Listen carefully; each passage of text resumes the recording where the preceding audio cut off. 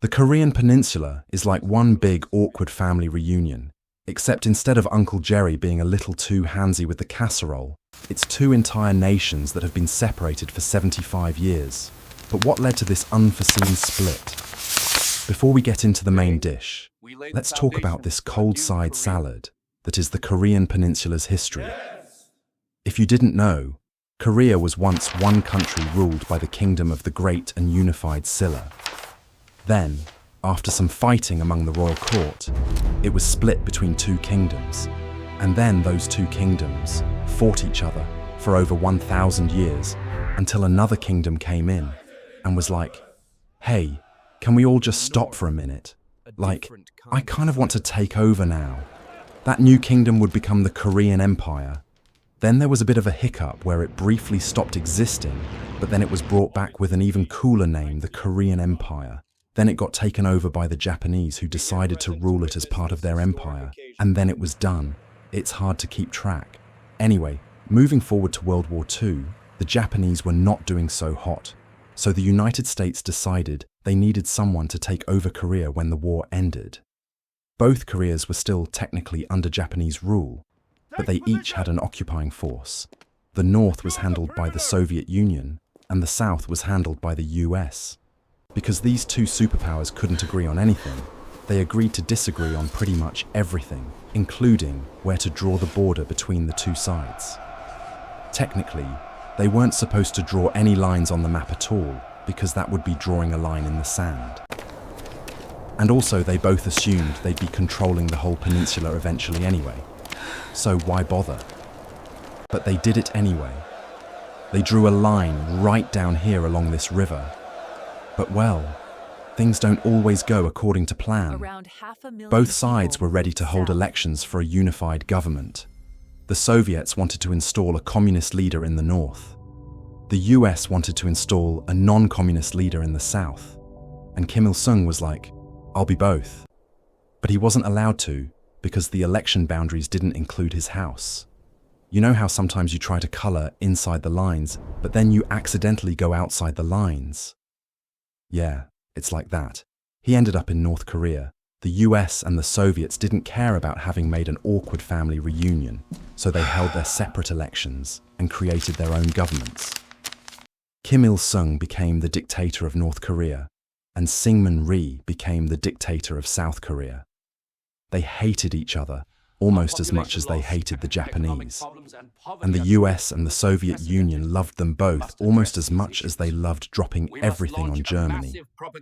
The two Koreas wanted to reunify, but neither was willing to let the other side rule them. Eventually, they started getting into a little bit of a shouting match. Each side was calling the other side a dirty word and blaming them for all the bad things that happened. Kim Il-sung blamed Syngman Rhee for stealing his lunch money.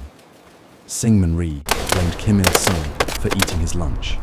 Kim Il-sung said he hadn't eaten in 3 days. Syngman Rhee said he hadn't brushed his teeth in 3 years. Kim Il-sung said he preferred it that way. The situation was getting tense, so the UN stepped in to mediate. Basically, they told them to knock it off or else. Then something very interesting happened. Kim Il-sung was like, ooh, or else what? And the UN was like, well, we'll use military force to protect the South Korean government from your threats and provocations. And Kim Il-sung was like, okay. And then he crossed the river.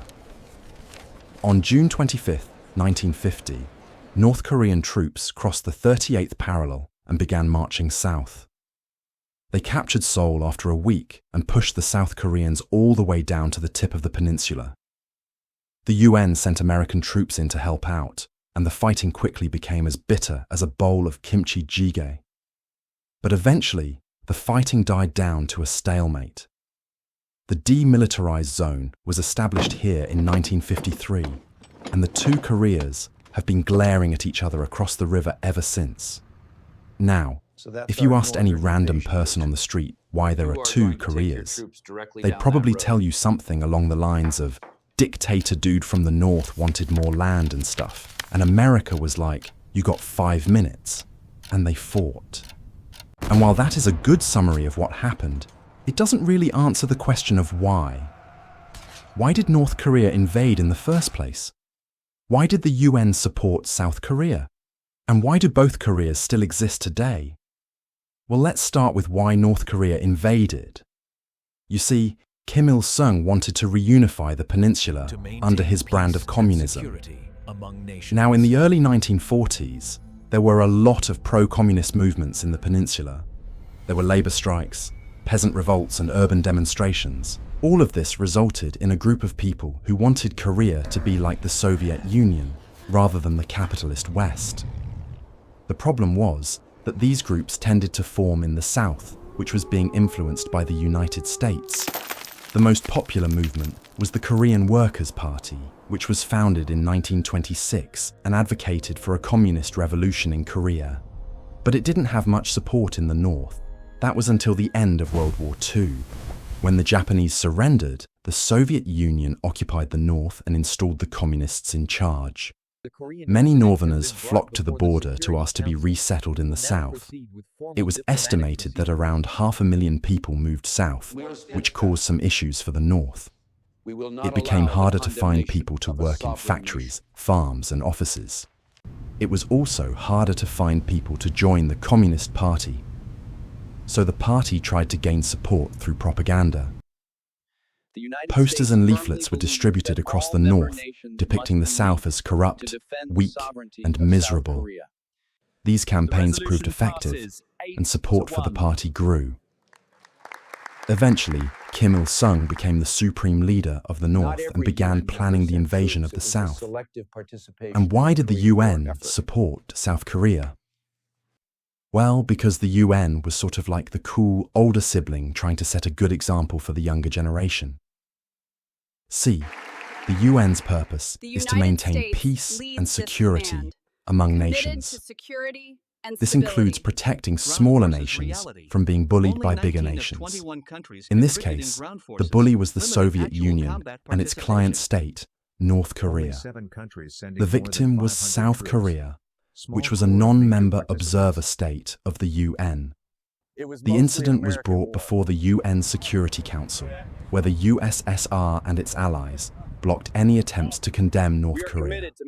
So the United States took matters into their own hands and proposed a resolution that called for all member nations to help defend South Korea. This resolution passed 8-1, with only the Soviet Union voting against it. Now, this doesn't mean that every single country sent troops to fight in the Korean War. Only 21 countries made up the UN command, which was led by the United States. Of those 21 countries, only 19 contributed ground forces. And of those 19 countries, only 7 sent more than 500 troops. So really, it was mostly an American war. Finally, let's answer the question of why there are still two Koreas today. Both sides wanted to unify the peninsula under their own banner, but they couldn't agree on how. The North was offering reunification under a democratic system with a socialist economy. The South was offering reunification under a capitalist system with a free market economy. Talks broke down and the fighting began. For the next 2 years, neither side could gain a decisive victory, so they agreed to stop fighting and establish the demilitarized zone. This was supposed to be a temporary measure until the two sides could agree on a lasting peace, but they never did. One reason is that neither side was willing to make concessions. The North wanted a capitalist South Korea, while the South wanted a communist North Korea. Another reason is that the superpowers were no longer interested in supporting the war. By the mid-1950s, the US and the Soviet Union had spent billions of dollars and countless lives fighting in Korea. They wanted to move on to other things like winning the space race and starting the Vietnam War. Finally, the two Koreas were able to declare victory. The North declared that they had repelled the capitalist aggressors, and the South declared that they had defended democracy. Both sides were happy with how things ended, and both sides wanted to make sure that the other side knew they were happy. So what does the future hold for Korea? We Will must they ever move on to other reunite? things like winning the space race Maybe, and starting but the probably Vietnam not War. anytime soon. The two Koreas are still technically at war, and each spends over $3 billion a year on their military. Reunification would be expensive, and neither side seems willing to compromise. It's possible that the Koreas will continue to develop separately and eventually become closer economically and politically. It's also possible that they will remain divided forever. Regardless, one thing is for sure: the Korean Peninsula will continue to be a vital part of Northeast Asia. Its strategic location, rich history, and cultural significance make it an important region for the entire world. If you enjoyed this video, please consider liking it and subscribing for more content. Thanks for watching.